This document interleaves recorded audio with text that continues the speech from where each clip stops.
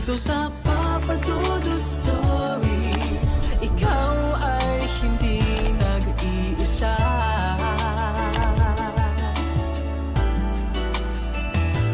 Dito sa Papa Dudut Stories, may nagmamahal sa'yo. Papa Dudut Stories, Papa Dudut Papa Dudut. Sa lahat po ng mga nakatutok ngayon, huwag pong kalimutan mag-like, mag-share at mag-subscribe. Maraming salamat po sa inyong lahat.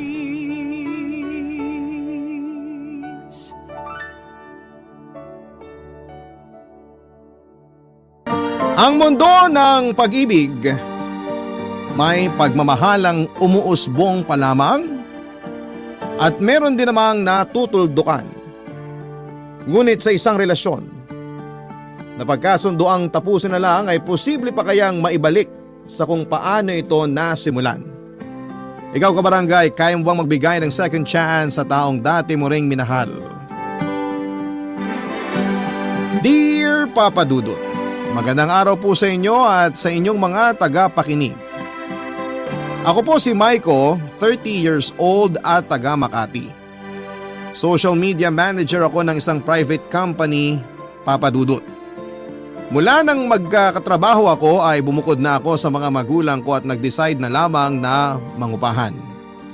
Gusto kong simulan yung kwento ko sa naiibang paraan. Sa halip kasi na sa simula ay sa dulo ko ito uumpisahan. Boyfriend ko na po si Jomel for almost 7 years. Magkaedad lamang kami at nagtatrabaho naman siya bilang isang full-time barista. College pa lamang kami noon nang magsimula kaming magligawan. Patuloy na tumatag ang relasyon naming dalawa kahit nakatapos na kami ng pag-aaral. Pareho namang boto ang pamilya namin sa isa't isa. Sabi pa nga nila ay suportado nila kami kung babalakin na naming magpakasal after college at nakahanap na ng trabaho. Hindi ko na nga mabilang kung ilan na yung mga nakapagtanong sa amin kung kailan daw kami ikakasal. Napag-uusapan naman namin yon ni Jomel pero alam namin na pareho kaming hindi pa handa ng time na yon. Yung pinakamalapit na lang sa pagpapakasal na nagawa namin ay ang pagli-live-in naming dalawa. Nagsama kami sa isang apartment at naging masaya na rin naman, Papa Dudut, lalo na at mahal namin ang isa't isa. Habang nagpapatuloy ang pagli-live-in namin, sunod namang naging tanong ay kung kailan kami magkakaanak. Alam naman naming hindi pa rin kami handa sa ganong responsibilidad, pero gusto naming subukan na maging isang magulang, Papa Dudut. Yun ay para maging handa na kami sakaling dumating na ang pagkakataon na magkakaanak na kami. Pero nang time na yon ay hindi bata ang naisip naming alagaan, kundi isang pusa. Maaring weird yon para sa iba pero marami rin naman talaga na mas piniling maging fur parent muna. Isa sa napaka-cute na ragdoll cat nga ang nabili namin. Puting-puti po ang balahibo niya. Medyo brown yung dulo ng tenga at kulay blue naman ang mga mata. Unang kita ko pa lamang sa pusang yon ay gumana kaagad ang pakiramdam ko kaya hindi na kami nag-alinlangan pa na bilhin yon kahit medyo may kamahalan pa, Papa Dudut. Pinangalanan naming yan ang alaga naming pusa. Sa katunayan ay para na rin kaming may anak dahil alagang-alaga namin yon at sobra-sobrang atensyon pa ang naibibigay namin. Perfect na nga para sa amin ang ganong klase ng setup, Papa Dudut. Pero hindi lang namin inaasahan noon na habang tumatagal ang pagsasama namin ay mas nakilala pa namin ang isa't isa. Saka lang namin napagtanto na marami pala kaming pagkakaiba. Hanggang sa naging dahilan na yon ang madalas naming pagtatalo. At dumating na lamang din yung araw na nagpasya na kaming tapusin na ang relasyon namin na matagal naming inalagaan, Papa Dudut.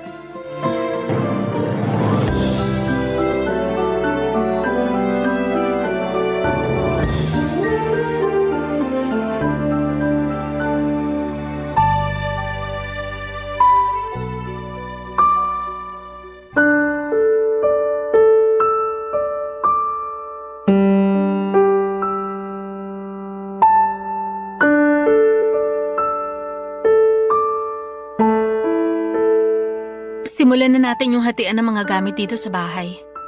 Itong mesa, sa akin na to. Kailangan ko to para sa bagong apartment na nakuha ko. Okay. Yung sofa naman yung sa akin. Alam mo namang hilig kong humilata dyan after work. Sige, pero yung throw pillows, sa akin yan ah. Ako nagpagawa niyan sa friend ko. Sure. Yung microwave oven sa akin na lang yan. Di ka naman mahilig gumamit niyan. Delikado kasi yan kaya ayoko talaga. Mabubuhay naman ako nang hindi gumagamit ng oven, no? Walang delikado. Praning ka lang masyado. Pag-aaway na naman ba tayo? Tuloy na lang natin tong hatian ng mga gamit para matapos na. Kung sa'yo yung microwave, sa akin na yung TV. Uy, teka. Ako bumili niyan eh. Ikaw yung bumili, pero 30% din yan yung binayaran ko. Baka nakakalimot ka. Loan ko yung ginamit na pambili. At ako rin nagtuloy sa pagbabayad nun. Still, may 30% pa rin akong ambag sa TV na yan. Bumili ka na lang ng bago. Kaya mo naman eh. Mas malaki sahod mo kaysa sa akin, di ba? So hanggang ngayon, issue pa rin na mas malaki sahod ko kaysa sa'yo, ganon? Sabi ko na nga be. Dati yon. Siyempre hindi na ngayon. Bakit pa? Eh hiwalay na rin naman tayo, di ba? Baka ikaw na lang nag-iisip nun. Ba't defensive ka? Ikaw naman nagsimula ah. Akala ko ba maghahatian na lang tayo ng mga gamit? Parang gusto mo pang magsimula ng away eh. Seryoso? Ako pa talaga? Ay, ano pa nga bang bago? Daming satsat. Tuloy na natin. Fine, sa'yo na yung TV. Hindi rin naman ako mahilig manood. Ikaw lang naman nag-e-enjoy dyan. Yan! Ganyan sana para di na tayo magtatalo pa. Yabang. Basta yung aircon sa kwarto, sa akin na rin yun ah. Sure. Paano si Ian yan? Paano nga ba? Eh di naman natin pwedeng hatiin yan. Malamang. Kaya nga pag-uusapan natin ngayon, di ba? Mukhang matatagalan pa to. Pwede bang sa susunod na araw na lang? May meeting pa kasi ako eh. Yan ka na naman eh. Kahit ngayong hiwalay na tayo, hindi mo pa rin talaga magawang magbigay ng oras para sa mga mahalagang bagay. Di naman sa ganun. Nakaschedule na kasi yung meeting ngayon. Alam ka namang di ako umattend dun. Mabilis lang to, huwag ka mag-alala. Hindi ko uubusin yung precious time mo. Nakakahiya naman kasi sa'yo, no? Napaka-busy mo nga palang tao. Ay, Maiko, ano ba? O bakit? Yun naman kasi yung ipinapakita mo lagi. As if naman ikaw lang yung busy sa ating dalawa. May mga importante rin akong gagawin pero inuna ko muna to. Naglaan ako ng oras kaya please lang. Gawin mo rin naman yung part mo. Ang dami mo pa talagang sinasabi. Diyan ako bisit na bisit eh. Pwes pareho lang tayo. Hindi ako natutuwa sa'yo. Kaya nga gusto ko na matapos to. Sige, para wala ng gulo. Tapusin na natin to.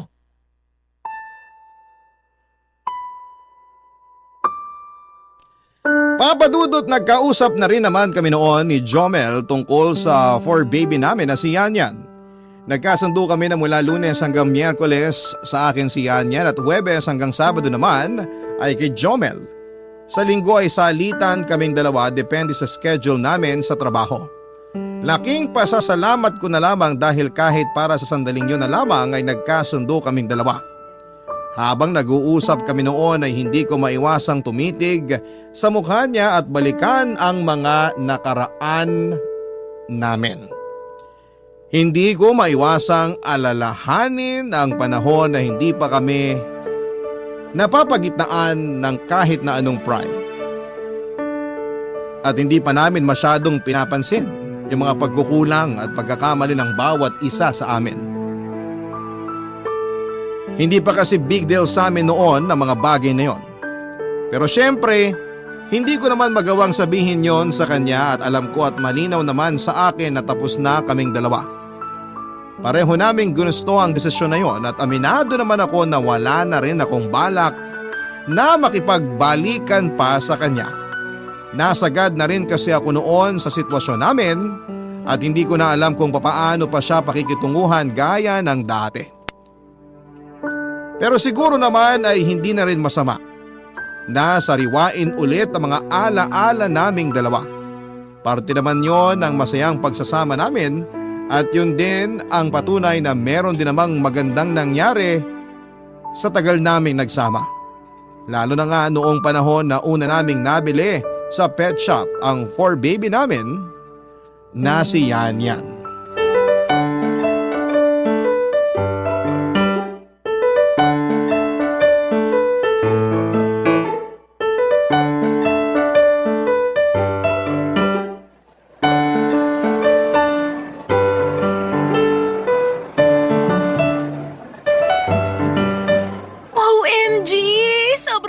ng pusang to, nakakagigil. Oh, huwag mo na masyadong panggigilan.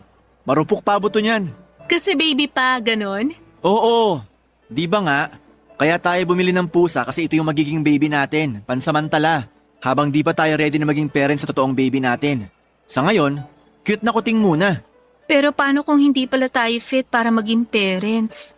Baka mag-fail lang tayo. Bakit ba kasi ang nega mo? Kung kaya ng iba, kaya rin natin yon. Konting tiyaga lang. Tsaka it takes time naman talaga. Hindi naman agad-agad perfect parents na tayo. Yung pagiging parents sa totoong anak natin ang tinutukoy ko, ha? Alam ko.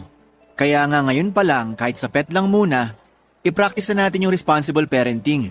Huwag ka na mag-worry masyado dyan. Ang advance mo kasi mag-isip Sorry naman, medyo natakot lang.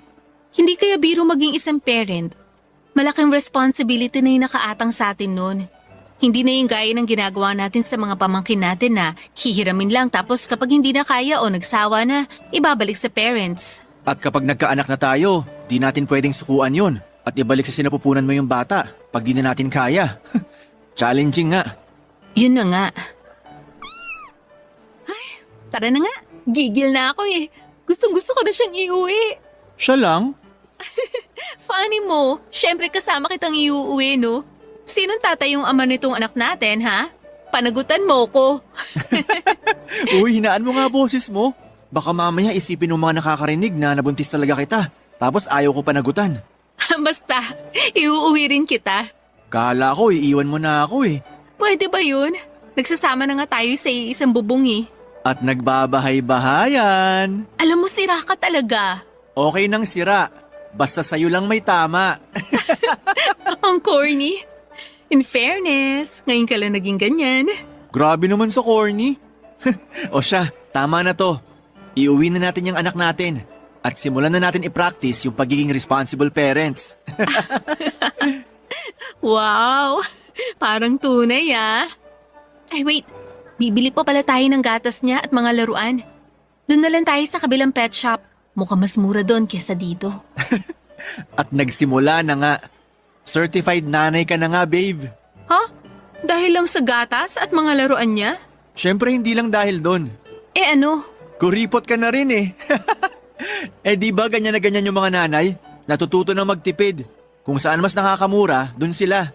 Kasi mahal naman talaga dito sa pet shop na to. Tsaka ang laki kaya ng… Shh! Okay na, mami. Okay na. Tara na dun sa kabilang shop. A mother knows best nga, di ba? Tara na nga. Papa Dudut, yun yung panahon na puno pa kami ng matatamis na ngitian, masasayang tawanan at madamdaming mga pangako sa isa't isa. Yung parang wala pa kaming ibang iniisip dahil maayos naman ang relasyon namin at estado sa buhay. Pero hindi ko akalain na posible rin palang matapos yon. Unti-unti kaming nawala ng gana sa relasyon namin hanggang sa magising na lamang isang araw na hindi na namin gusto ang isa't isa.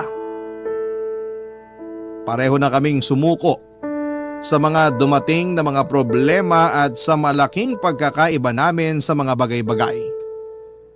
Doon na nga Papa Dudut mas nanaig yung pride at tuluyan ng sinibak yung natitirang pag-asa na meron kaming dalawa ni Jomel. Tanggap na naming pareho yon at wala nang gustong makipagbalikan pa. Ipinagpasalamat na lang namin na natapos ang relasyon namin na hindi kasing gulo tulad ng sa iba. Walang parinigan sa social media at walang siraan na naganap sa mga kaibigan. Kumbaga ay naging civil pa rin sa isa't isa.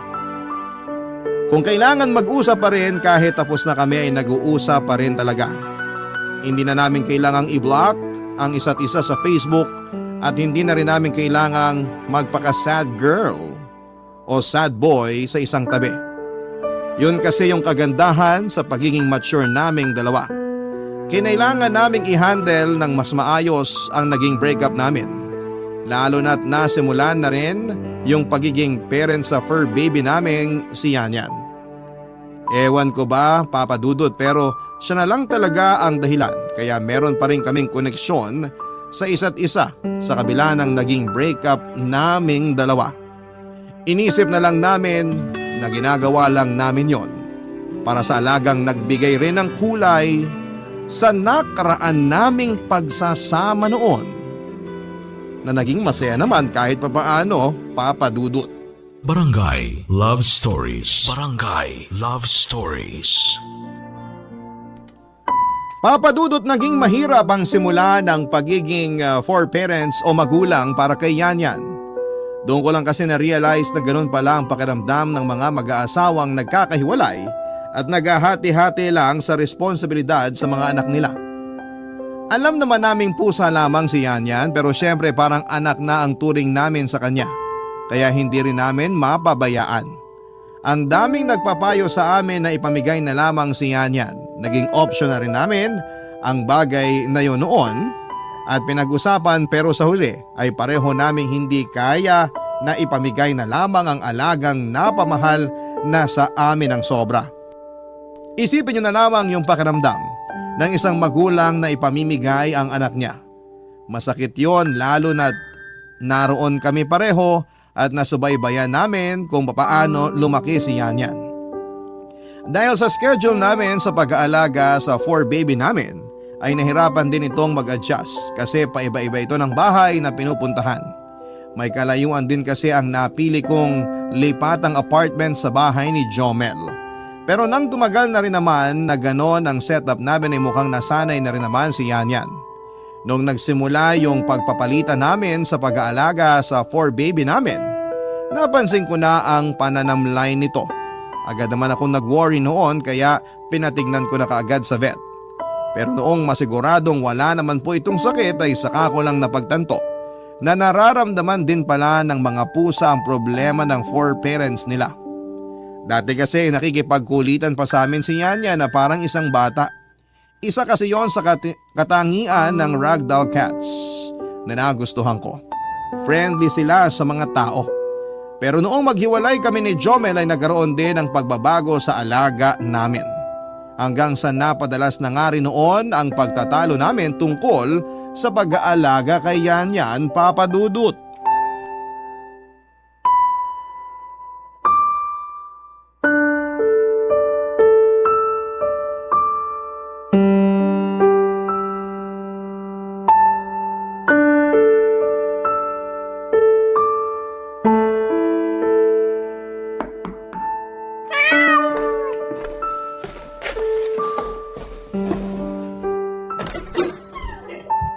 Ay, bakit ngayon ka lang?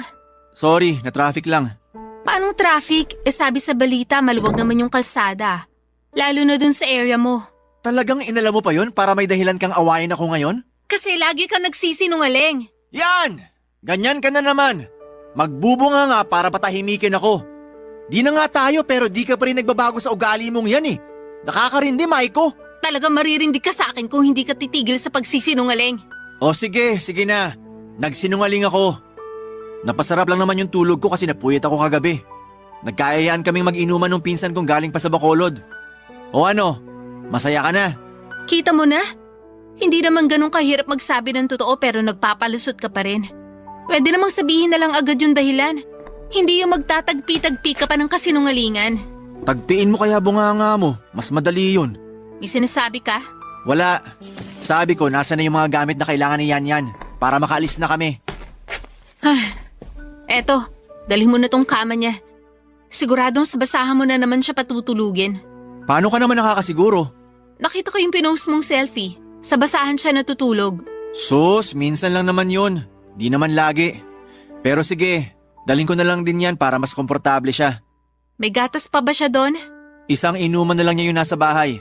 O sige, kunin mo na rin tong gatas niya rito para may stock ka na doon. Wag na. Bibili naman ako bukas eh. Lagi mo na lang sinasabi yan pero hindi ka naman talaga bumibili. Nagkataon lang naman na nakalimutan. Masyado ka namang judgmental. Nagkataon pala yung lagi. Kahit nung tayo pa, katwiran mo na lagi yan eh. Lahat na lang nakakalimutan mo. Dami mong issue. Eh ikaw, issue naman sa'yo yung pagiging nagger mo. Wala na nga tayo pero ganyan ka pa rin. Hindi naman ako magbubunga nga ng walang dahilan eh. Magbago ka na rin kaya para hindi na ako napapagod kakabunganga dito. Bakit pa? Wala nang tayo, Maiko. Magbago man ako o hindi, wala ka nang pake doon. Ah, ganon? Baka nakakalimutan mo. Fur parent pa rin tayo. Kaya dapat lang na matuto ka naman maging responsible. Tama na nga! Para sa gatas lang ni Yan kung saan-saan pa napunta yung usapan. Pinag-aawayan pa kahit di naman kailangan. Hayaan mo, bukas bibili ako ng gatas niya after work. Akin yung kama, alis na kami. Iti-text kita para maalala mo. Wag na, di na kailangan. Kailangan. Kasi makakalimutin ka. Kilalang kilala na kita, no? Pwede ba? Kahit minsan lang magtiwala ka naman sa akin. Kahit ngayon lang. Masyado mo kasing minamaliit yung kakayahan ko bilang fur daddy ni Yan.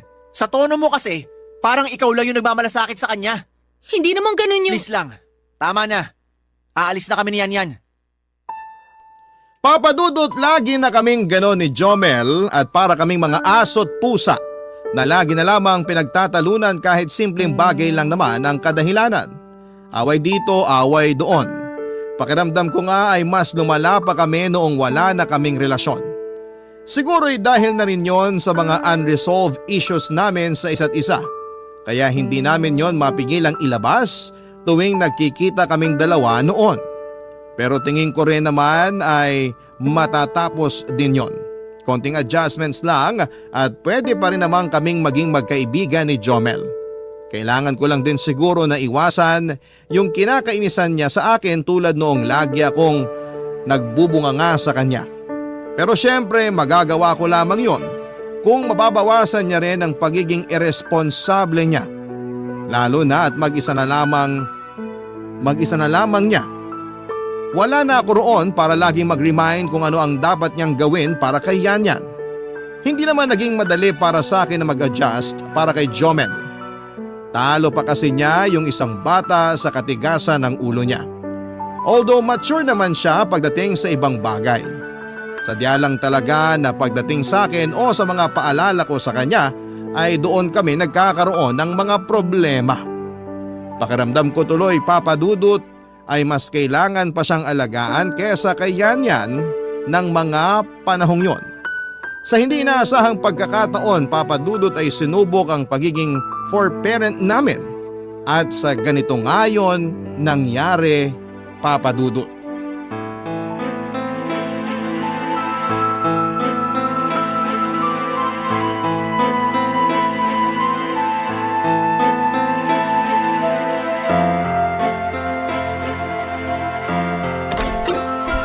Maiko, ano nangyari? Gabing-gabi na pinapunta mo pa ako rito. Jomel! Si Yan! Bakit? Ano bang nangyari sa kanya? Dali na natin siya sa ospital. Bakit sa ospital? Pusa yan. Baka sa vet. Ano ba? Wala akong oras makipaglokohan sa'yo. Di naman ako nakikipaglokohan sa'yo. Kinorek lang kita. Tsaka, kumalma ka nga. Ano ba talagang nangyari? Kanina pa ako nagtatanong, di mo naman sinasagot. Paano ako kakalma? Kanina pa nagsusuka si Yan at hindi na kumakain. Nakahiga na lang siya tapos sobrang tamlay niya. Ngayon lang ito nangyari. Paano kung may malalang sakit na pala siya? Kumpleto naman siya sa vaccines eh. Kumalma ka muna, please. Hindi ako kakalma. Paano kung mamatay siya? Hindi siya mamamatay. Ano ka ba? Strong kaya tong baby natin. Di ba, baby Yan? Tignan mo. Hindi siya nagre-respond. Ibig sabihin may mali sa kanya. Baka may nakain lang na kung ano. Ay naku, wala na akong oras sa baka-baka na yan. Buhati mo na siya. At maghanap na tayo ng bukas pang vet clinic. Sandali. Magbubuk lang ako ng sasakyan natin. Ha? Nasaan yung kotse mo? Pinahiram ko muna kina mama. Pumunta silang Tagaytay eh. Ano ba naman yan? Ngayon pa talaga? Kalma lang, ano ba? O ayan, nabuko na. Tara na. Tara! Teka, kunin muna natin si Yan. Sabi niya kasing kumalma ka muna eh. Tingnan mo, sa sobrang pagpapanik mo, naiwan pati yung ipapavet natin. Unless gusto mo ring ipavet kita. Ano ba? Tumigil ka nga. Hindi ako nakikipagbiruan sa iyo, ha? Pinapatawa lang kita. Masyado ka na kasing stressed eh. Lagi ka na lang ganyan. Kasi tungkol sa baby natin to eh. Alam ko naman. Nag-aalala rin naman ako pero di talaga makakatulong kung magpapanik ka. Kaya please, kalma, okay? Eto na. Kakalma na. Tara na. Wait lang. Si Yan, di ko pa nakukuha. Oo nga pala. Sorry. Yan, ganyan dapat. Ngiti ka na ha? Oh, eto na. Ngingiti na. Kakalma na rin. Good. Kaya ni baby natin to. Oo, kaya to ni Yan. Huwag ka na masyado mag-alala. Di naman natin pababayaan tong fur baby natin. Teka, tagal naman nung binukong sasakyan? Oo nga eh. Sana pala talaga kumuha na rin ako ng sarili kong kotse. Hindi na sana nahihirapan kapag may ganitong emergency. Pwede naman ah. Siguro naman kaya na yun ang ipon mo. Pero dapat, matuto ka muna mag-drive. Mag-driving lessons ka para sigurado. Magagawa ko din lahat yan. Sa ngayon, si Yan muna yung priority ko. Gets naman kita dyan. Iba ka rin talaga magpahalaga sa mga mahal mo, no? Siyempre naman. Lahat ng nagiging mahalaga sa akin, may special part na dito sa puso ko. Drama naman. Ikaw panira ka talaga kahit kailan. Iniinis naman kita para di ka na masyado mag-alala dyan. Ganon? Pero thank you sa pagpapagaan ng loob ko. Sus, wala yon. Papa Dudut, kaya pala gano'n na lamang ang pagpapanik ko ay dahil hindi nga talaga biro ang kalagayan noon ni Yan. Na-diagnose po ito ng vet na merong FIP o yung feline infections perotonis na isang nakamamatay na sakit ng mga pusa. Mabuti na lamang at nagamot pa siya kahit may kamahalan din ang mga nagastos namin ng panahong yon. Nung una, Papa Dudut, ay sinisisi ko pa si Jomel sa pagpapabayaan niya kay Yan. Alam ko naman sa sarili ko na hindi ako nagkulang sa pag-aalaga sa fur baby namin, kaya posibleng kaya ito nagkasakit ay dahil sa kapabayaan ni Jomel. Sa halip na makipagtalo ay nagsorry na lamang siya sa akin at inamin yung tungkol sa kapabayaan niya. Napinitan na lang daw kasi siya noon na kunin sa akin si Yan tuwing schedule niya ng pag-aalaga kahit sobrang busy niya sa trabaho at iba pang mga bagay. Panayang sorry niya sa akin matapos ang nangyari pero nagtaka naman ako kung bakit wala na akong naramdamang galit sa kanya pagkatapos noon. Saka ko lang naalala kung gaano siya nag-worry hindi lang para kay Yan kundi pati na rin sa akin ng gabing yon na nagka-emergency kami. Nung i-discharge na ng vet si Yan ay nagpumilit pa siya na ihatid kami sa apartment ko kahit pagod na siya noon galing sa kanyang trabaho. Naka-leave naman ako ng araw na yon at hindi ko tuloy napigilan na maramdaman ng awa para sa kanya. Halos wala na kasi siyang pahinga. Pagkatapos noon ay saka ko lang na-realize na hindi na namin namalayang nagbago ang pakikitungo namin sa isa't isa.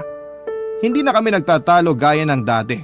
Nakikinig na rin siya sa mga sinasabi ko noon pero hindi ko pa rin naman masasabi na naging responsable na talaga siya pagdating sa pag-aalaga sa fur baby namin. Siguro dahil hindi talaga siya mahusay pagdating sa ganung bagay. Pero isa lang naman ang sigurado ako. Mahal niya rin si Yan tulad ng pagmamahal ko sa alaga naming yon, Papa Dudut. Barangay Love Stories. Barangay Love Stories. Papa Dudut, isang taon na rin naman ang lumipas at tuluyan na rin kaming nakapag-adjust ni Jomel sa pagiging for-parent kay Yan. Masasabi ko na noon ay gets na namin ang bawat isa, Papa Dudut. Na naiintindihan na namin kung bakit gano'n na lamang ako palaging mag-alala para sa fur baby namin at naiintindihan ko na rin kung bakit minsan ay hindi naiiwasang may maling paraan ng pag-aalaga sa kanya. Pakiramdam ko noon, Papa Dudut, ay para kaming bumalik sa dati. Yung mga panahong okay pa nga kaming dalawa bilang magkarelasyon at nakakatuwa lang na madalas nang mangumusta si Jomel sa akin kahit na hindi na tungkol kay Yan ang mga tinatanong niya. Naisip ko tuloy noon na sana'y magtuloy-tuloy na ang mga ganon. Ang tagal na rin kasi nang lumipas bago kami ulit nagkasundo. Yung huling taon kasi namin bilang magkarelasyon ay sobrang naging toxic na at noong maghiwalay kami, alam na naming hindi na talaga maisasalba pa kung ano man ang relasyon namin dati, Papa Dudut.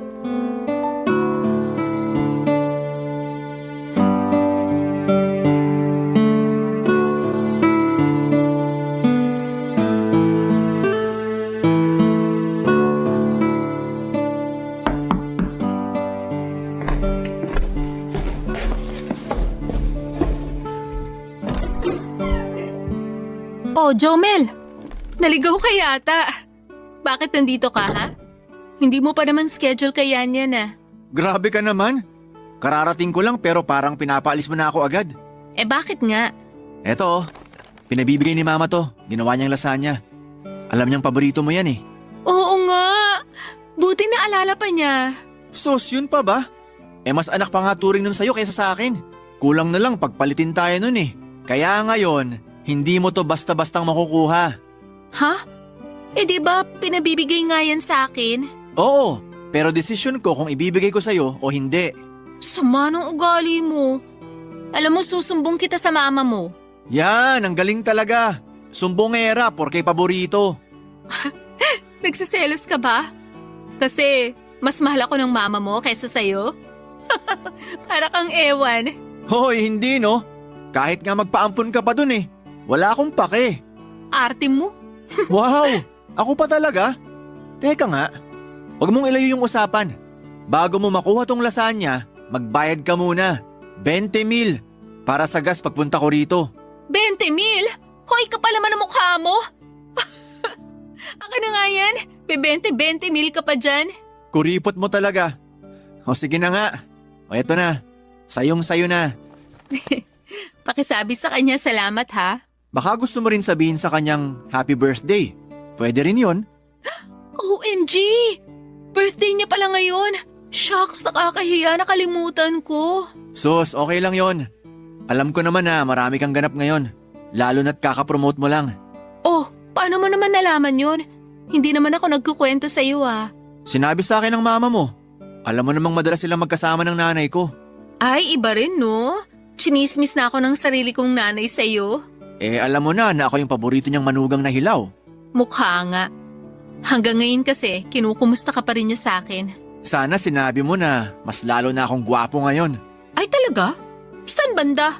Ikaw grabe ka sa akin. Mas marami na akong tulog ngayon no. Tsaka may skincare routine na rin ako ngayon. Skincare? Bakla. Oy, porke lalaki di na pwede mag-skincare? Masyado ka talaga. Siyempre kailangan wala akong pores sa pisngi. Baka mamaya ma-turn off sa akin yung… Sino? Wala.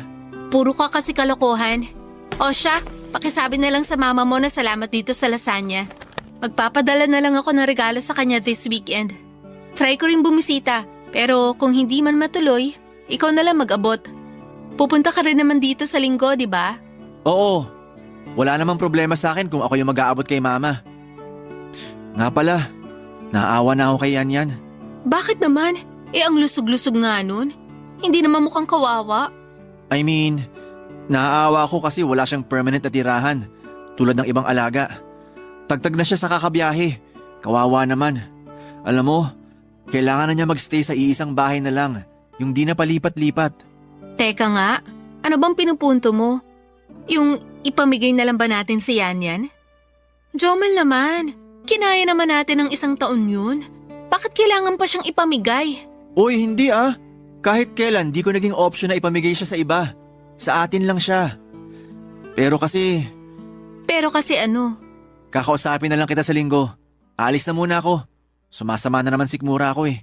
O sige, ingat. Ingat ka. Papadudot buong araw kong inisip yung sinabing yun ni Jomel. Matapos kasi yung 1 taon ay saka lang siya nag-open tungkol sa kalagayan ni Yan. Medyo kinabahan nga ako sa sinabi niya. Hindi ko kasi alam kung anong tumatakbo sa isip niya ng sandaling yon. Gusto niya na sa iisang bahay na lamang ang fur baby namin. Pero tulad ko ay ayaw niya rin namang ipamigay. Maraming tumatakbo sa isipan ko ng panahon na yon at dahil linggo pa kami muling magkikita, halos hindi na ako makapaghintay. Hindi kasi maganda yung pakiramdam ko sa mga sasabihin niya.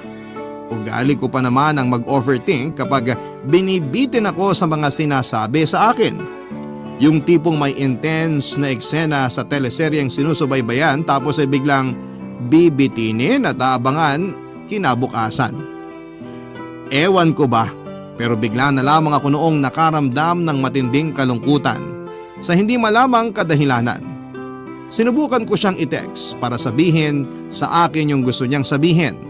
Pero panay lang ang send niya ng smiley face at pinanindigang sa linggo na lamang kami mag-uusap. Kaya naman wala na rin akong nagawa noon kundi ang maghintay. Kahit na sa bawat oras na lumipas ay hindi ako mapakali habang iniisip kung ano ang plano niya para sa fur baby namin na si Yan Yan Papa Dudut.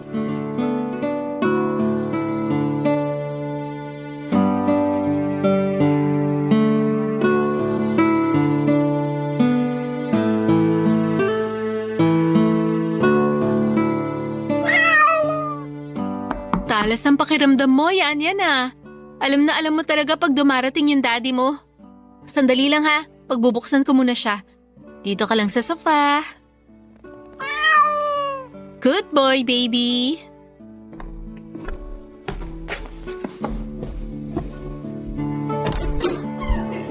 Oh, ang aga mo yata. Pasok ka. Ayaw mong nalilate ako, di ba? Nakakapanibago lang kasi. Gusto mo ba ng coffee, tea, or juice? Water na lang with ice please. Medyo napagod sa traffic eh. Upo ka muna. Sasabihin mo na ba yung gusto mong sabihin? Anong sasabihin? Ikaw talaga? Yung tungkol kay Yan Yan at yung sa iisang bahay na lang siya dapat? Limot mo na agad? Joke lang, ito naman. Siyempre naalala ko. Oh, tubig mo. Thanks. So, ano nga? Well, tulad ng sabi ko sa'yo, kailangan na niya ng iisang bahay lang. Yung di na siya masa-stress na palipat-lipat siya every week. O tapos? Maiko, gusto ko kasi na, Na ano? Please naman oh. Huwag ka namang bitin dyan. Tagal ko na ngang iniisip kung ano yung sasabihin mo tapos ganyan ka pa. Pabitin. gusto ko sana sa'yo na si Yan Yan. Anong ibig mong sabihin? Gusto ko sa'yo na lang siya para di na siya masistress. Pero wag kang mag-alala. Ako yung gagastos para sa kanya.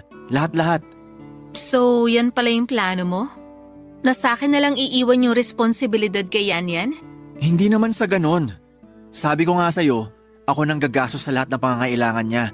Wala ka nang gagastusin kahit piso. Talaga ba, Jomel? Pera lang yan. Mas mahirap yung pag-aalaga sa kanya. Pero di ka naman mahihirapang alagaan siya kung mahal mo siya, di ba? Bakit ikaw? Hindi mo ba siya mahal? Kaya ganun na lang kadali sa'yo na ibigay na lang siya sa akin? Kasi alam kong ikaw yung mas maayos mag-alaga kaysa sa akin. Ikaw yung mas may malasakit at nakakaramdam kapag may mali sa kanya. Wala ako nun. Kung problema mo naman yung pag-aalaga, pwede kang kumuha ng yaya at ako na rin yung magbabayad. Teka nga, bakit ka ba nagdesisyon agad ng ganyan? Sana tinanong mo muna ako. Ayoko na kasi makipagtalo. Alam ko rin naman na ayaw mo siyang ipamigay. Napamahal na siya sa atin eh. Yun na nga eh, napamahal na sa atin. Pero bakit ngayon binibigay mo na siya sa akin? Nasaan dun yung sinasabi mong pagmamahal? Ako naman yung gagastos eh. Kaya ko rin gumastos sa kanya. Pera lang yan eh. Kaya ko pang kitain. Pero ang unfair mo. Mas mahirap yung mag-alaga kaysa magsustento. Kaya nga nagsuggest ako na kumuha ng taga-alaga, di ba? Para di ka na rin mahirapan. Hindi. Umiikot na naman tong usapan eh. Bakit nga nagdesisyon ka ng ganun? Pwede rin namang ikaw na lang yung kumuha ng taga-alaga ah. Allergic kasi si Ann sa pusa. Ann? Sinong Ann? Girlfriend ko. Actually, fiancé na. Fiancé na. So, matagal na kayo? Oo.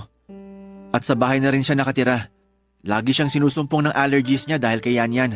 At madalas na rin namin yung pag-awayan. Kaya bago pa lumaki yung problema, gusto kong ibigay na lang siya sa'yo. Tutulong pa rin naman ako. Pero sa pinansyal lang. At dadalaw kapag… Huwag na. Hindi mo na ako kailangan pang i-convince. Sige, payag na ako. Thank you. Buti na lang pumayag ka. Kukunin ko na lang yung account number mo para… Hindi na kailangan. Kaya ko na siyang sustentuhan. Bakit parang galit ka? Hindi ako galit. Disappointed lang. Sabi mo dati, aalagaan mo pa rin siya kahit wala na tayo. Pero nagkaroon ka lang ng bago, nag-iba ka na lang bigla. Ano bang pinakain sa inong girlfriend mo, ha? Hindi naman sa ganon. Kinailangan ko lang talaga mag-adjust. Di naman kasi pwede na matali na lang ako sa pag-aalaga sa kanya habang buhay. Paano tayo magkakaroon ng kanya-kanyang pamilya? Sana naman maintindihan mo rin ako. Paano naman ako? Paano kung magkaroon din ako ng pamilyang bawal sa pusa? Hindi ko alam. Hindi mo alam, pero ang bilis mo makapagdesisyon ng pabor sa iyo yung sitwasyon. Teka nga, pinag-isipan ko rin naman yun bago ko sinabi sa'yo ah. Sorry. Alam ko nabigla ka pero pwede mo rin namang pag-isipan yung sinabi ko sa'yo. Isa pa, pusa lang siya, hindi tao. Hindi mo kailangan… So yun na lang yung tingin mo sa kanya ngayon.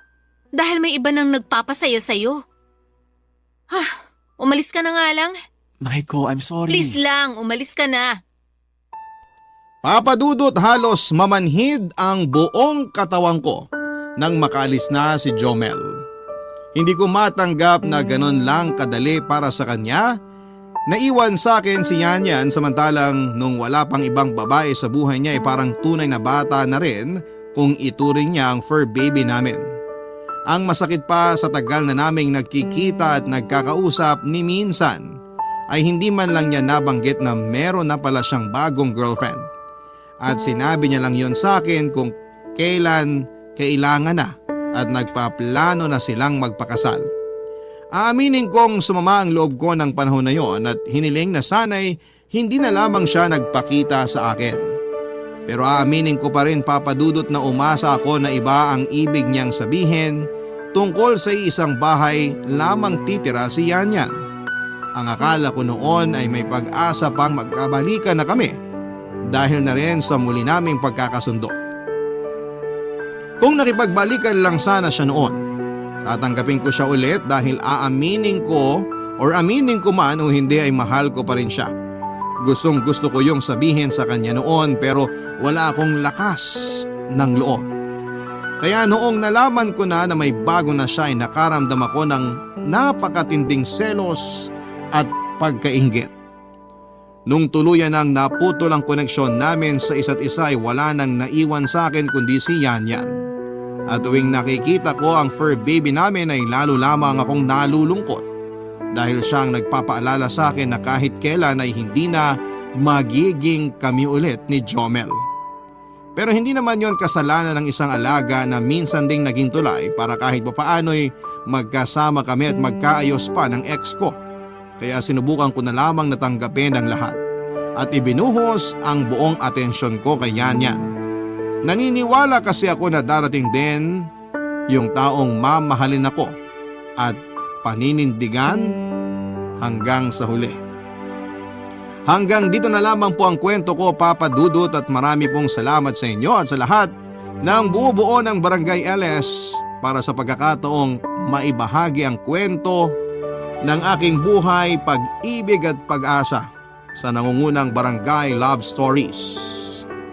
Again, maraming salamat po and God bless po sa inyong lahat na bumubuo ng programang ito. Ang inyo pong forever kapuso, Maiko. Ang buhay ay maiwaga, laging may lungkot at saya. Sa Papa Dudut Stories, laging may karamay ka. Mga problemang kaibigan, dito ay pakikinggan ka. Sa Papa Dudut Stories, kami ay iyong kasama. Dito sa Papa Dudut Stories, ikaw ay hindi nag-iisa.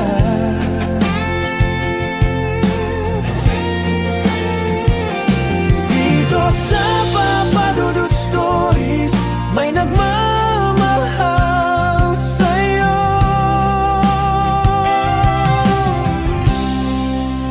Papa Dudut Stories, Papa Dudut Stories, Papa Dudut Stories.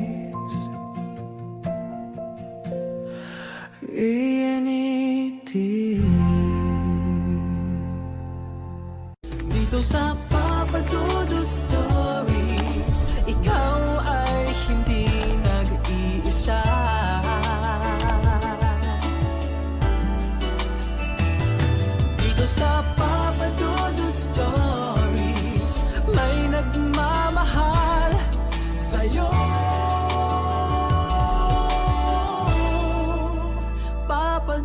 Papadudod Stories. Papadudod Sa lahat po ng mga nakatutok ngayon, huwag pong kalimutan mag-like, mag-share at mag-subscribe. Maraming salamat po sa inyong lahat.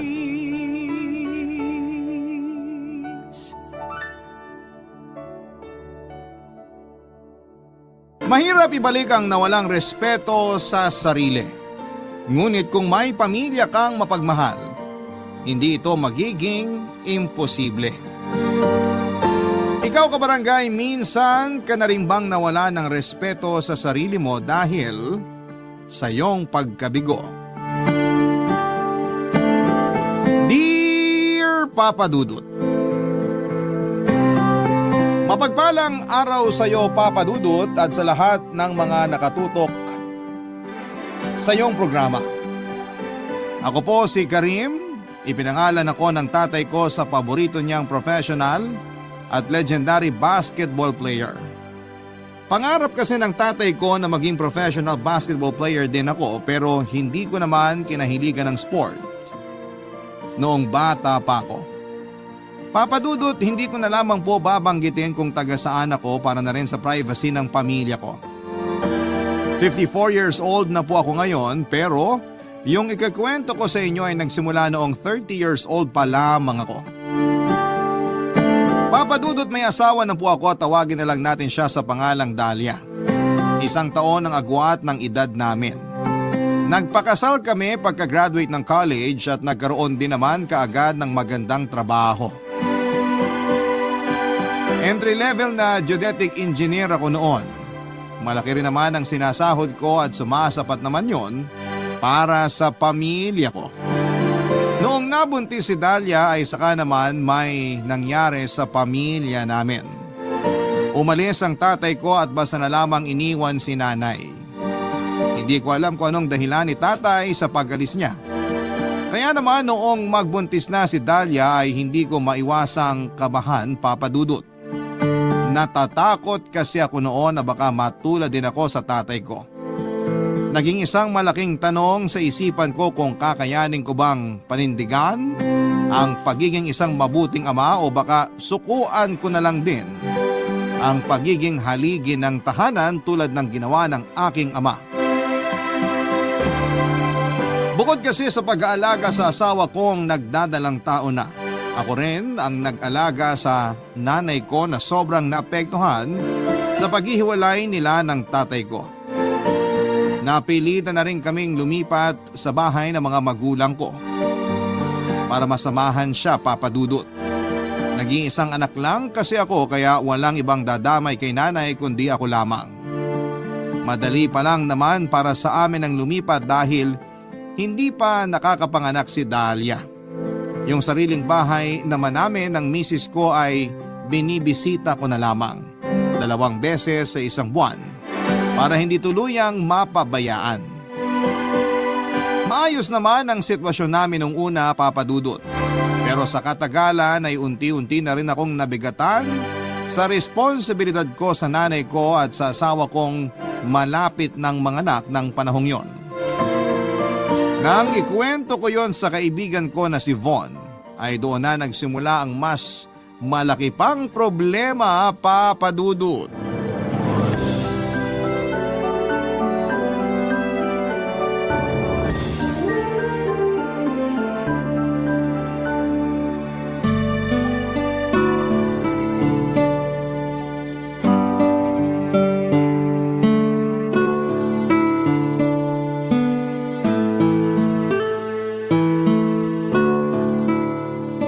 Salamat sa pagpunta, pare ah. Sus, pwede ko ba naman makalimutan yung birthday mo? Kung sakaling nakalimutan mo, magkalimutan na rin tayo. Uminom na lang tayo. Bukas trabaho na naman. Uy, sa lalim ng buntong hininga mo, parang ayaw mo na magtrabaho ah.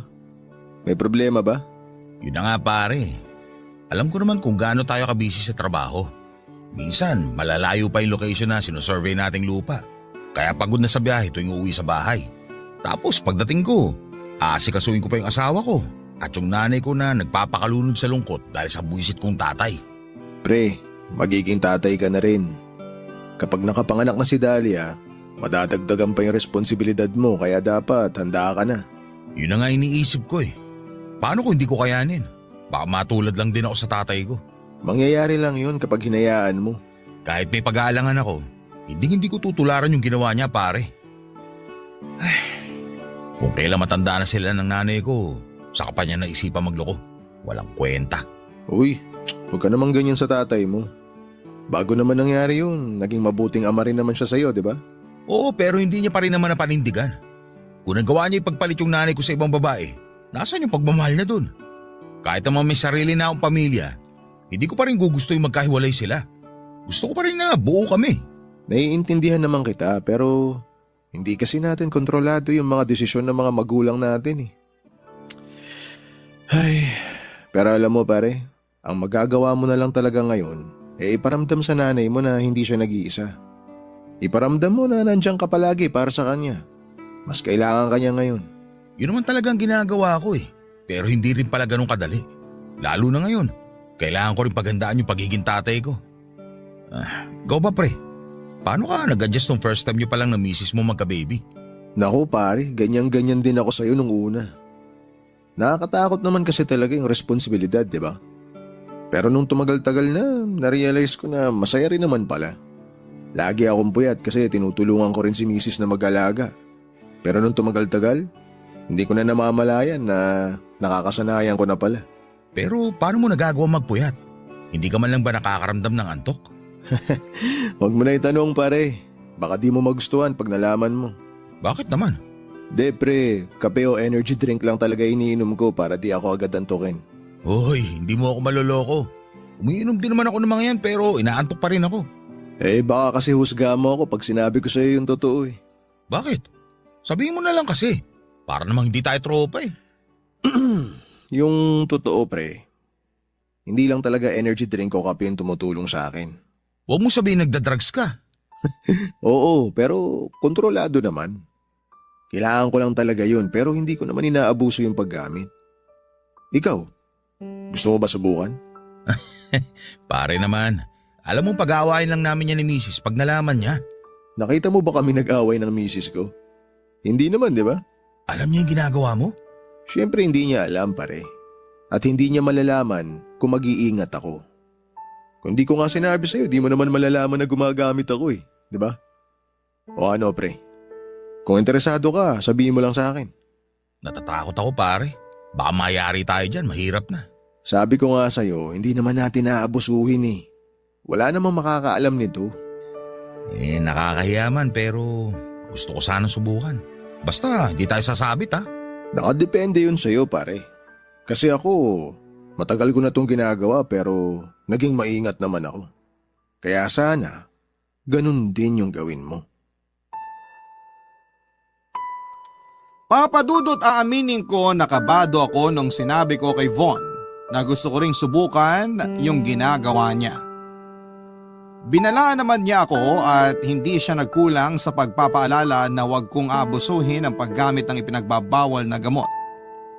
Kapag hindi ko raw kasi nakontrol ang sarili ko ay hindi lang buhay ko ang masisira, kundi pati na rin ang pamilya ko bago pa lamang nabubuo. Pero nang tumagal-tagal na ang lahat ng paalala ni Von ay nawala ng silbi nang unti-unti na akong malulong. Ang tanging mahalaga na lamang sa akin noon ay kung paano ko matatakasan yung pagod at hirap na nararanasan ko sa pang-araw-araw. Ayoko nang mag-isip ng problema pero sa kabilang banda ay hindi pa rin naman ako nagkulang sa responsibilidad ko sa pamilya ko. Muli akong binalaan ni Von at sinabi niya na kung makakasama lang yun sa akin ay itigil ko na ang paggamit. Pero parang naging bingi na ako sa mga sinasabi niya ng panahong yon.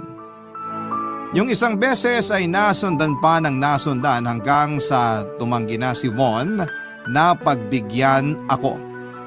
Hindi raw kasi kakayanin ng konsensya niya kung mapapahamak ako ng dahil sa impluwensya ng ipinagbabawal na gamot.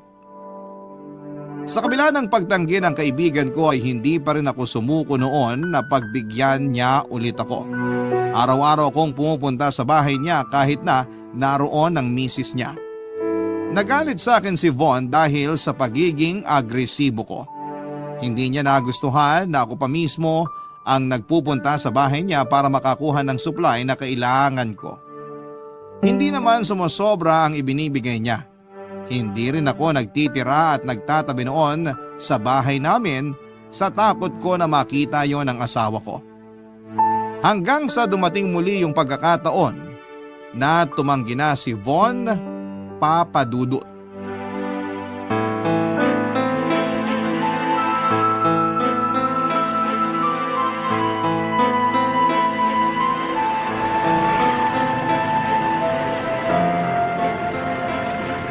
Pare, ano na? Nasaan hinihingi ko? Pare naman, di ba sinabi ko nang di na ako magbibigay sa'yo? Magbabayad naman ako eh. Kahit na. Hindi naman to tungkol sa bayad eh. Yung problema dito ay yung pagpunta-punta mo sa bahay ko. Hindi mo ba naisip na ipapahamak mo ako sa misis ko? Pasensya ka na pare. Hindi ko naman gustong nag-aaway kayo eh. Anong hindi? Yun na nga yung nangyayari dahil sa ginagawa mo. Pasensya na. Kailangan ko lang talaga eh. Alam mo naman di ba? Nakapanganak na si Dahlia. Kailangan ko rin siyang tulungan sa pag-aalaga sa anak namin. Pero hindi ko magagawa yun kung wala yung hinihingi ko sa'yo. At sa tingin mo hindi makakahalata ang misis ko sa pagpunta-punta mo sa bahay? Pare, mag-isip-isip ka naman. Bigyan mo na kasi ako ng marami para hindi na ako pabalik-balik sa bahay mo pag nauubos na yung sa akin. Wala na ako may bibigay sa'yo. Huwag ka naman magbiro ng ganyan pare. Sige na oh. Kailangan ko yun. Sinabihan na kita nung una pa lang na huwag kang dedepende doon. Di ba? Kontrolado mo dapat yung paggamit mo. O tapos ngayon, hinahanap-hanap mo na.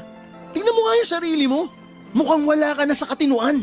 Hindi ko kailangan ng sermon mo, Von! Hoy, huwag mo kasigawan ha. Gusto mo ba talaga mag-skandalo rito? Sige, bahala ka. Ipagsigawan mo pa ng malaman ng mga tao na lulung ka na para dakpin ka na lang ng mga pulis dito.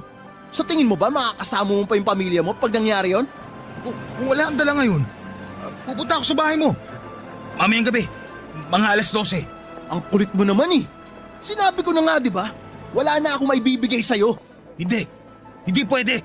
Anong hindi pwede pinagsasabi mo? Pwede pare. Pwedeng-pwede mong ihinto yung paggamit mo. Maawa ka sa sarili mo. Ayoko rin naman na mapahamak ka eh. Sana talaga hindi ko na lang sinabi sa'yo yung tungkol dun. Sana sinarili ko na lang kung alam ko na yun din naman na magpapahamak sa'yo. Nag-iingat naman ako. Kaya sige na oh. Kahit isa na lang. Kailangan ko na talaga ngayon. Pare, hindi na nga pwede. Makakahalata na yung misis ko eh. Iba na nga tingin niya sa atin nung huling pumunta ka sa bahay. Kung bakit ba naman di mo mapigilan yung kaadikan mo? Ni minsan hindi naman nangyari sa akin yan. Ibig sabihin lang nun, sumobra ka na. Kaya utang na loob, wag ka nang pupunta ulit sa bahay. Paano ko? Palibasa ikaw, may mapagkukunan ka o gugustuhin mo. Tumigil ka na, Karim. Pati trabaho mo naapektuhan eh. May iba na nakakapansin sa pagbabago ng kilos mo. Pati ang pamumula ng mga mata mo. Hindi na uubra yung pasuot-suot mo ng shades tuwing lumalabas ka. Kapag nalaman ng boss natin yung ginagawa mo, matatanggal ka sa trabaho. Malaking kasiraan sa opisina yung pagkakaroon ng isang drug addict sa mga engineer. Wow! Galing mo magmalinis ah. Gusto mo bang sabihin ko sa kanila na ikaw yung nagsusupply sa akin? Sira ulo ko talaga eh, no? Sira na ako sira pero kailangan ko ng supply ngayon. Bibigyan mo ba ako? Pareho tayong mawawalan ng trabaho. Huwag mo akong daanin sa pananakot mo. Kung gusto mo, sa iba ka kumuha. Bahala ka maghanap. Wala ka nang aasahan sa akin. Hihinto na ako sa paggamit. At ikaw, bahala ka kung plano mong sirain yung buhay mo. Papadudot gaya nga ng sinabi ni Von ay hindi na niya ako muli pang pinagbigyan. Ipinangako na raw niya sa sarili niya na hihinto na siya sa paggamit. Pero kung kailan handa na siyang magpakatino at baguhin ang buhay niya ay saka naman siya binawian ng buhay. Dahil nga matagal na siyang gumagamit ay nagkaroon ng damage ang utak niya at yun na rin ang naging sanhi ng pagkamatay niya, Papadudot. Nalungkot ako sa pagkawala ni Von. Hindi ko kasi akalaing mangyayari sa kanya yon. At bago pa siya mawala ay nagkaroon pa kami ng samaan ng loob dahil sa pagkalulungko sa ipinagbabawal na gamot. Dahil sa mga nangyari kahit mahirap ay pinilit ko ang sarili ko na huminto na rin sa paggamit. Doon ko naisip kung anong mangyayari sa mag-ina ko at sa nanay ko kapag nawala na ako. Nagplano ako noon na pumasok sa isang rehabilitation center pero nag-alangan ako dahil kapag ginawa ko yon, malalaman na ng asawa ko ang lahat. Natakot ako sa posibilidad na iwan niya ako at ilayo sa akin ang anak namin kaya hindi ko yon itinuloy. Bagay na pinagsisihan ko rin ng sobra.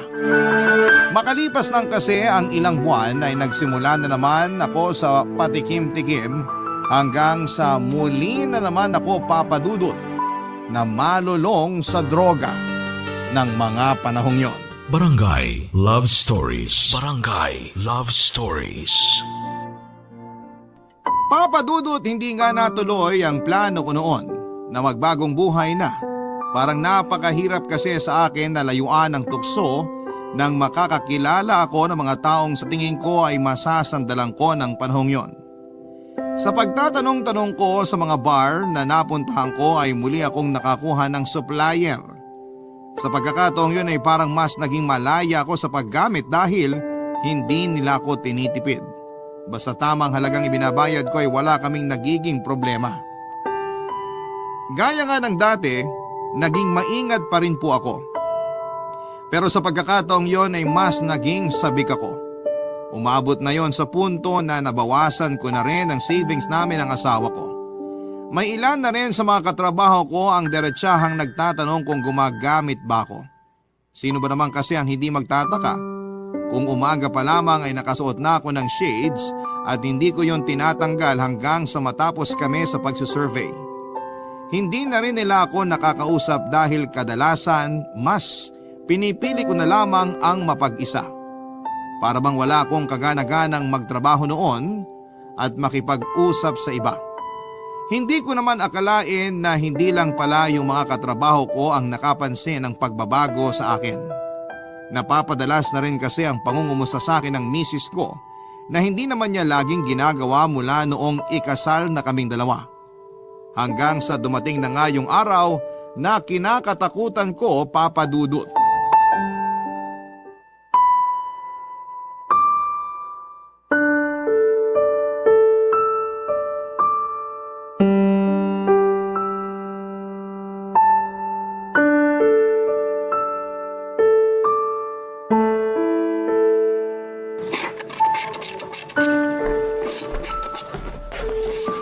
Oh, mahal. Gabing-gabi na. Bakit naglalaba ka pa? Pwede namang ipagpabukas na lang yan. Ah, katatapos ko lang magkape. Ano? Hindi naman kita inaalok ng kape. Ang sabi ko, bakit naglalaba ka pa ng ganitong oras? Ha? Ano? Para wala ka nang gagawin bukas. Mauna ka na matulog. Hayaan mo na lang ako rito. Tsaka, maglilinis pa ako ng banyo mamaya. Kung gusto mo, magsaing na rin ako para sa almusal natin bukas. Wala ka bang balak matulog? O baka naman hindi ka na talaga natutulog? Matutulog din ako mamaya. Kaya sige na, bumalik ka na ron. Hindi kasi ako komportable na may nanonood sa akin habang naglalaba ako. Hindi. Sabay tayong matutulog ngayon, Karim. Itigil mo na nga yan. May bukas pa para dyan. Ang kulit mo naman eh. Matulog ka na. Kaya ko na to. Ako nang bahala sa lahat. Tinutulungan ka na nga sa mga gawain dito pero parang mali pa rin sa'yo. Walang mali sa pagtulong mo sa akin sa mga gawain dito. Malaking bagay nga yan eh. Yun naman pala eh. Pero parang hindi ka na normal. Paano di normal? Yan! Yung mga kinikilos mo! Nakakapanibago! Alam mo, ikaw yung hindi normal eh. Ikaw na nga ay may asawang matino, maalaga at masipag magtrabaho pero parang hindi ka pa rin masaya. Alam mong hindi yun yung pinupunto ko. Tapatin mo nga ako. May nagawa kang kasalanan ano? Kasalanan? Ano naman magiging kasalanan ko sa'yo? Nag-withdraw kasi ako kanina ng panggastos dito sa bahay. Binawasan ko yung savings natin. Pero napansin ko na parang ang laki na nung nabawas. May pinagkakagastusan ka ba? Wala. At mas lalong hindi ko binabawasan yung savings natin. Hindi mo naman kailangan magsinungaling sa akin eh. Kung may importante kang binili o binabayaran, wala namang kaso sa akin yon. Pero sana naman, sabihin mo pa rin sa akin. Huwag na natin pag-usapan yan. Kailangan natin pag-usapan. Dali, ano ba? Hindi mo ako kailangan pagtaasan ng boses. Tulog na yung anak natin at saka si nanay. Konting respeto naman. Wes, tigilan mo na ikakatanong sa akin. Hindi ako nagda-drugs. Ano? Anong sinabi mo? Matulog ka na. Matulog ka na. Sabi ko kasi sa'yo, matulog ka na. Di ka nakikinig. Hindi, sa'yo na mismo nang galing eh. Hindi naman kita tinatanong kung nagda-drugs ka. At hindi mo yung masasabi kung hindi ka gumagamit. Karim naman! Sabihin mo na sa akin yung totoo. Nakikita mo ba yung itsura mo? Kahit itanggi mo yun sa akin ngayon, mahirap ng paniwalaan. Mahal, magpapaliwanag ako. Alam mo, matagal na ako nagdududa sa'yo eh. Pero ginagampanan mo naman yung pagiging padre de pamilya mo, kaya pinipilit kong burahin yun sa isipan ko. Kasi akala ko, kailangan mo lang talaga yun. Pero nung nakita ko kung gaano nakalaki yung nabawas sa savings natin, dun ko na naisip na hindi na to tama. Kailan ka titigil, ha? Kapag walang-wala na tayo? Mahal naman. Huwag mo ako matawag-tawag na mahal.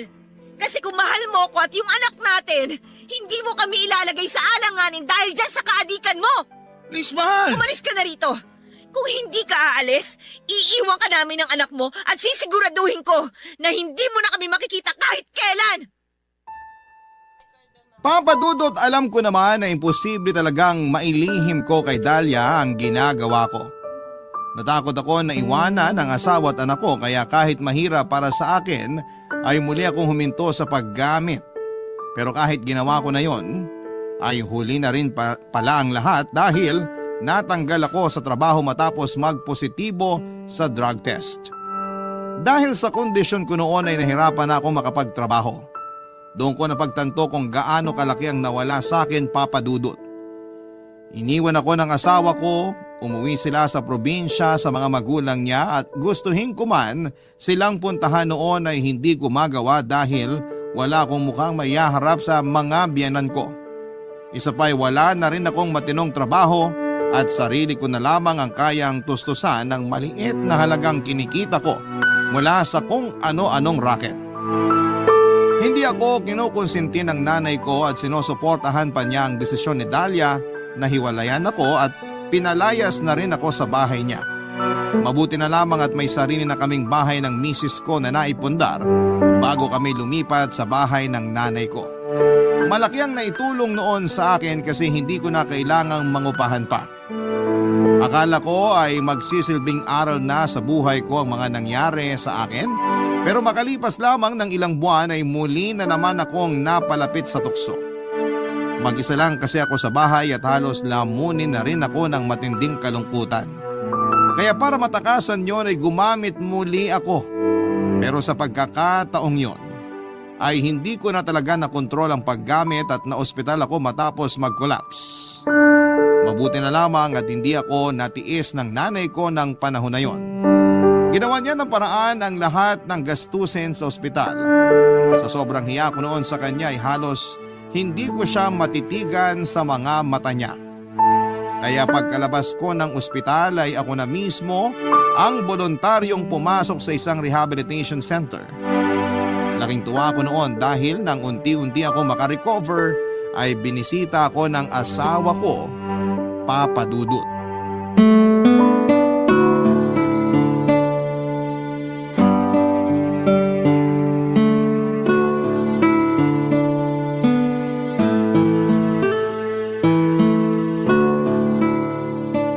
Mahal, kamusta ka?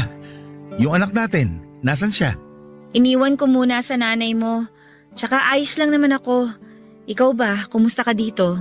Eto, nakakapag-adjust na. Sana nga tuloy-tuloy na to para makalabas na ako rito. Miss na miss ko na kayo ni Carl. Excited na nga siya sa pag-uwi mo eh.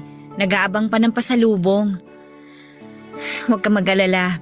Darating ka rin doon. Basta ituloy mo lang yung magagandang ginagawa mo dito. Sabi nga nung counselor ninyo, bumubuti ka na raw eh.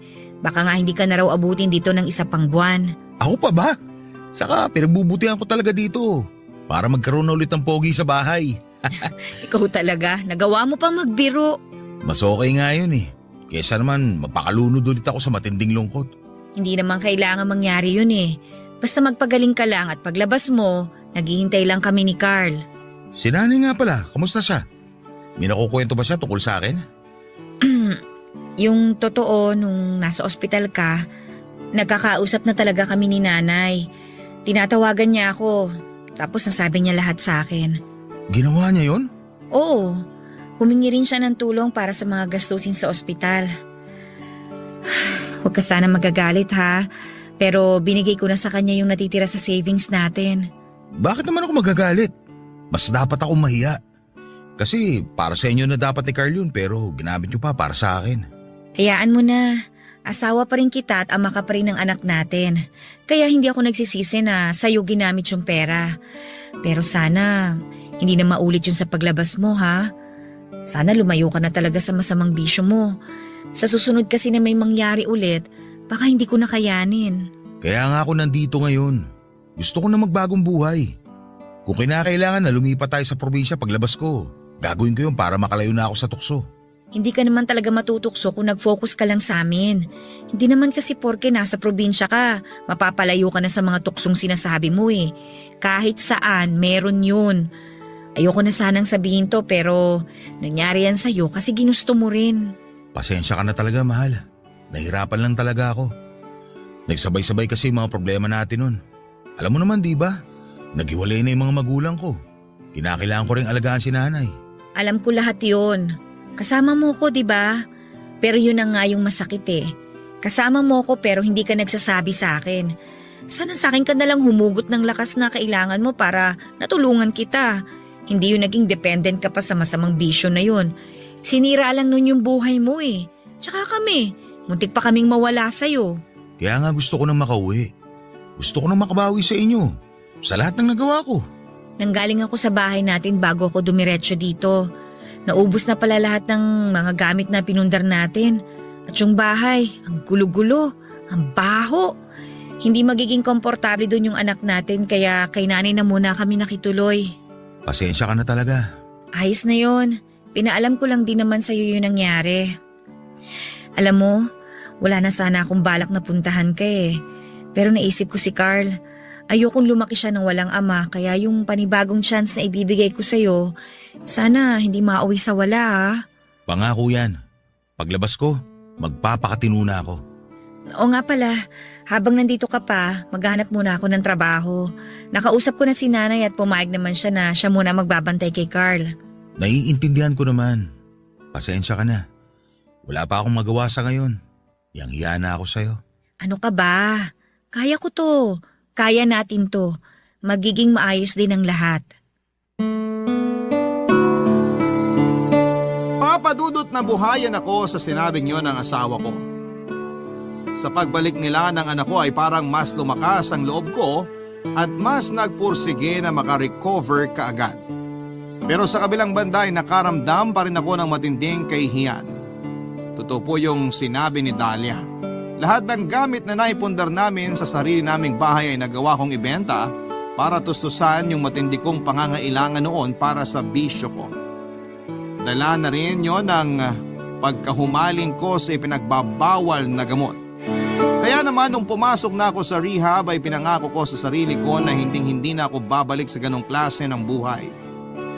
Sumailalim ako sa isang therapeutic treatment para tuluyan na akong gumaling sa sakit na unti-unting sumira sa buhay ko noon.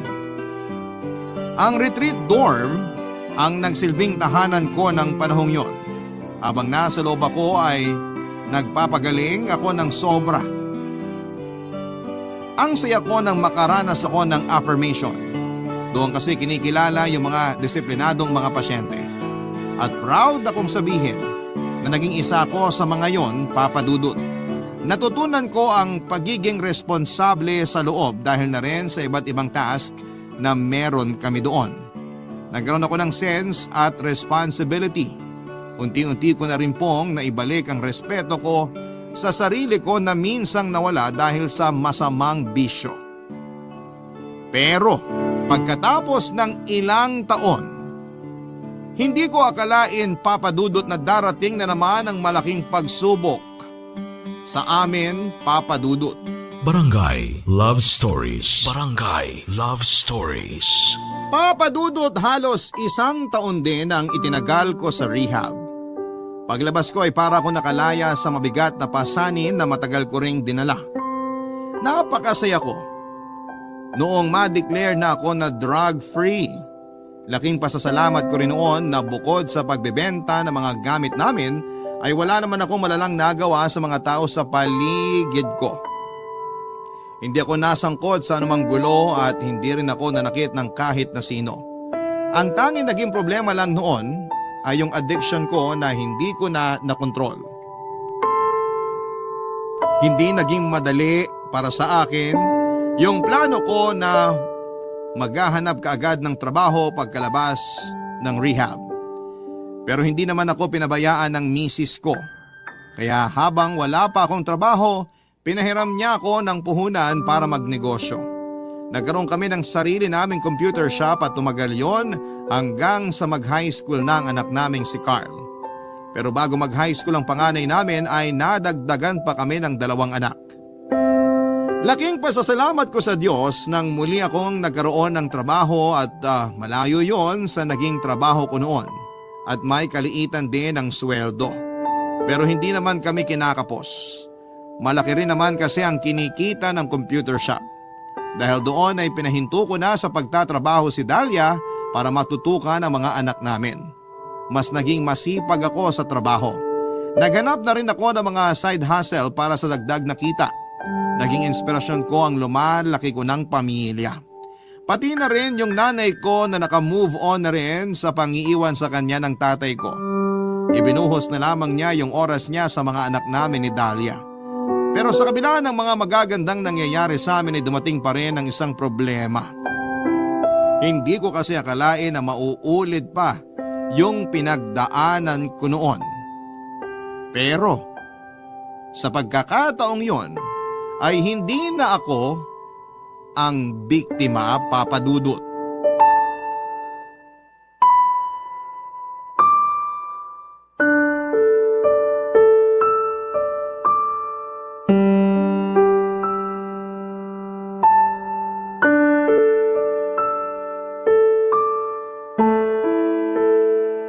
Mahal, wala ka ba napapansin kay Carl? Napapansin na ano? Sa mga ikinikilos siya nito mga nakarang araw. Tapos lagi pa siyang late umuwi. Kamusta ba grades niya? Puwapasa ba? Ano ba namang klaseng tanong yan, mahal? Pinagdududahan mo ba yung kakayahan ng anak natin sa school? Masipag mag-aral si Carl, kaya wala tayong dapat na ipag-alala. May tiwala ako sa kanya. Nakita mo ba yung grades niya? Puwapasok pa ba siya o baka naman hindi na? Sandali nga, bakit ganyan ka kung magsalita? Sa tono mo parang sinasabi mo nang nagpapabaya ako sa mga anak natin ah. Ikaw yung madalas nilang nakakasama. Buong araw nasa trabaho ako. Alam mo naman yun, hindi ba? Oo, alam ko yun. Pero hindi naman ako nagpapabaya sa mga bata gaya ng iniisip mo. Talaga? Alam mo ba kung bakit ganito na lang yung reaksyon ko? Hindi. Ay kung hindi mo sasabihin sa akin, hindi talaga kita maiintindihan. Yung nangyari sa akin noon. Nakikita ko kay Carl ngayon. Ano? Totoo yung sinasabi ko. Yung madalas sa pag-uwi ni Carl ng 10 oras ng gabi, yung pagkabalisa niya, lahat yun. Naranasan ko rin nung gumagamit pa ako, Dahlia. Sigurado ka ba? Anong gagawin natin? Kakausapin ko siya. Ako nang bahala kay Carl. Kasalanan ko naman yun eh. Kung hindi ko yung ginawa noon, hindi niya maiisipang gumamit ngayon. Hindi mo naman kailangang isisi sa sarili mo yung nangyari sa kanya. Kundi sa akin, kanino? Sa akin, may pagkukulang din ako dito. Aaminin ko, nakakainis isipin na sa lahat ng ginagawa ko, nagkulang pa rin ako sa pagiging ina sa mga anak natin. Pero hindi naman yung mangyayari kung mas natutukan ko lang si Carl eh. Sorry ha, hindi ko alam eh. Mas mabuti pa, wag na lang tayo magsisihan. Alam naman natin kung ano kailangan natin gawin. Hindi masusolusyonan yung problema natin kung magtatalo lang tayo. Anong plano mo? Ipapasok ko siya sa rehab pagkatapos namin mag-usap. May tutulong ba ako? Mahal, nagawa mo na yung parte mo. Ako na to. Ako nang bahala kay Carl. Pinagdaanan ko na yung pinagdaraanan niya ngayon. Kaya alam ko kung paano siya pipigilan. Kung kinakailangan ko siya patigilin sa pag-aaral, gagawin ko. Pero sayang naman kung… Mahal, please. Ipagkatiwala mo na to sa akin. ano pang habang magagawa ko? Sa tingin mo ba hindi ko kaya?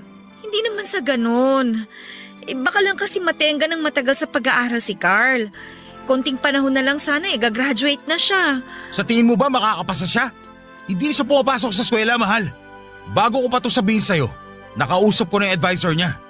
Kaya nga kinumusta ko sa iyo yung grades niya kasi akala ko may alam ka na.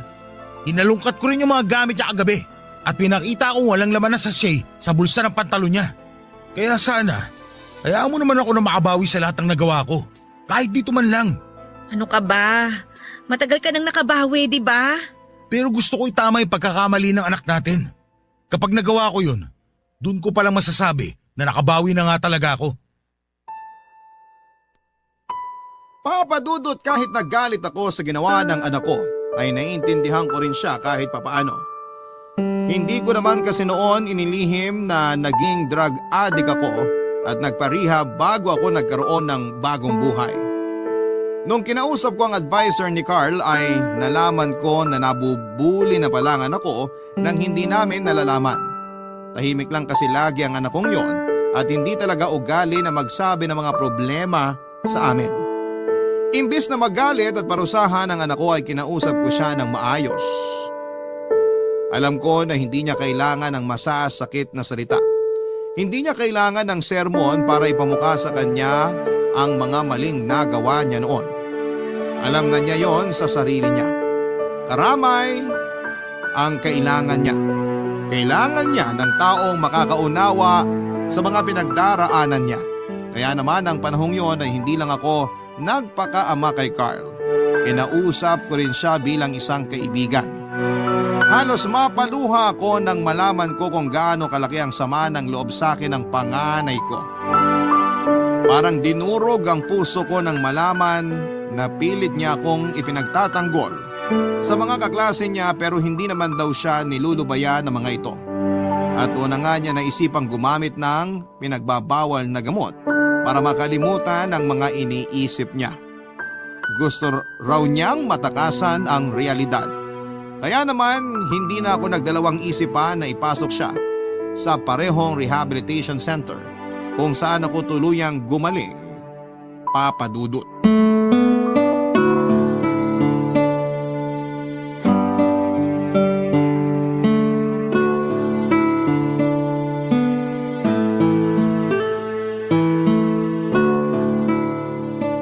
Galing ka raw sa rehab kanina, sabi ni nanay. Kumusta si Carl? Ayos naman siya. Namimiss na raw kayo. Nag-request na sana daw. Pagbalik ko dun kasama ka na. Ikaw naman kasi, hindi ka nagsabi na pupunta ka pala doon. Eh di sana nakita ko rin siya. Hayaan mo. Sa susunod, isasama na kita. Gusto nga rin sana makita ni Carl yung mga kapatid niya pero sabi niya, saka na lang daw pag matino na talaga siya. Kawawa naman yung anak natin. Sana ayos lang talaga siya dun sa loob. Mahal, dun din ako galing noon. Kaya alam ko na nasa maayos na kalagayan na siya. Alam mo, pagbalik niya rito, marunong na siya maglaba at maghugas ng plato. Talaga? Ibig sabihin ginawa mo rin yun noon? Aba, syempre. Kung alam mo lang kung gaano kami kadisiplinado ron, magiging proud ka talaga sa anak natin. Proud naman ako sa kanya tsaka sa'yo rin. Salamat, mahal. Kahit hindi naging madali yung laban ko noon sa rehab, iniisip ko lang na makakasama ko na kayo pag naging drug-free na ako. Nakakainip sa loob. Ilang beses ko rin inisip na lumabas na lang at hindi na ituloy yung pagpapagamot ko.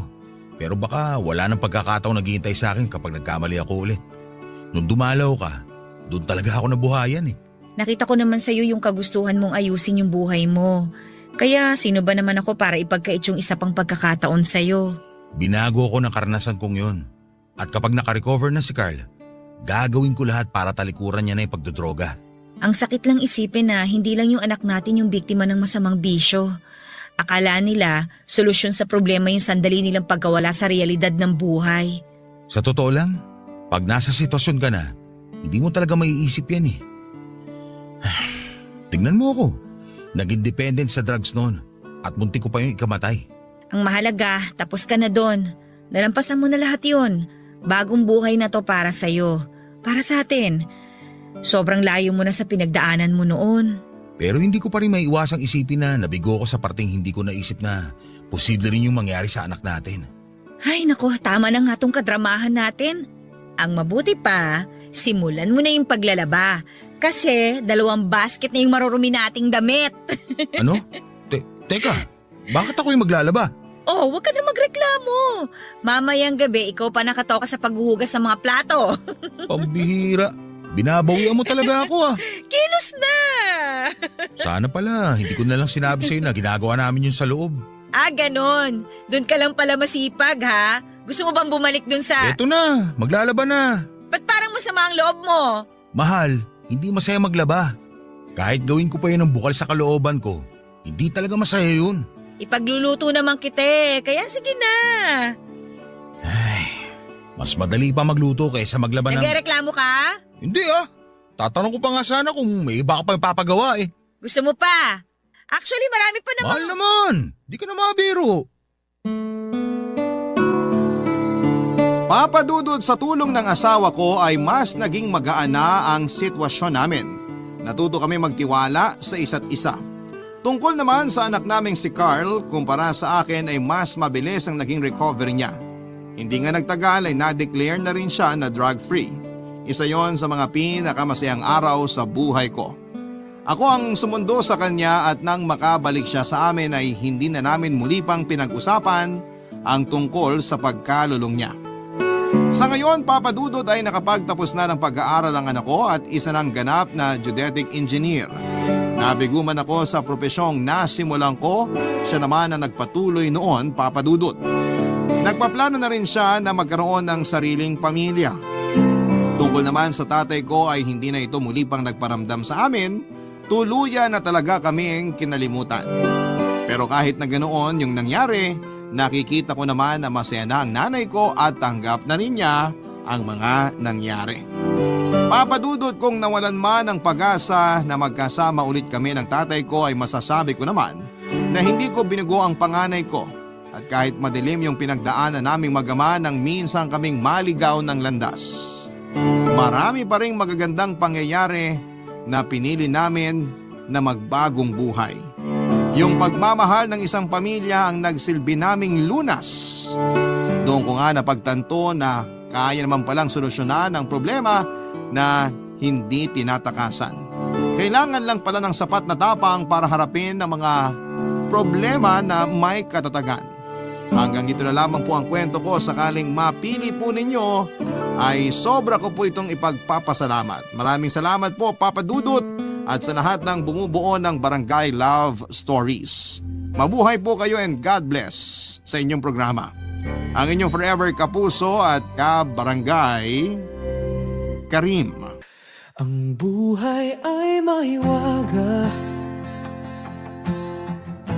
laging may lungkot at saya. Sa Papadudot Stories, laging may karamay ka. Mga problemang kaibigan, dito ay pakikinggan ka. Sa Papadudot Stories, kami ay iyong kasama. Dito sa Papadudot Stories, ikaw ay hindi nag-iisa.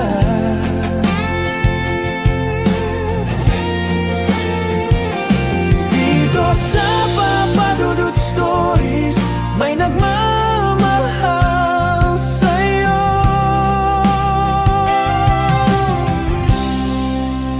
Papadudot Stories, Papadudot Stories, Papadudot Stories. Iyan iti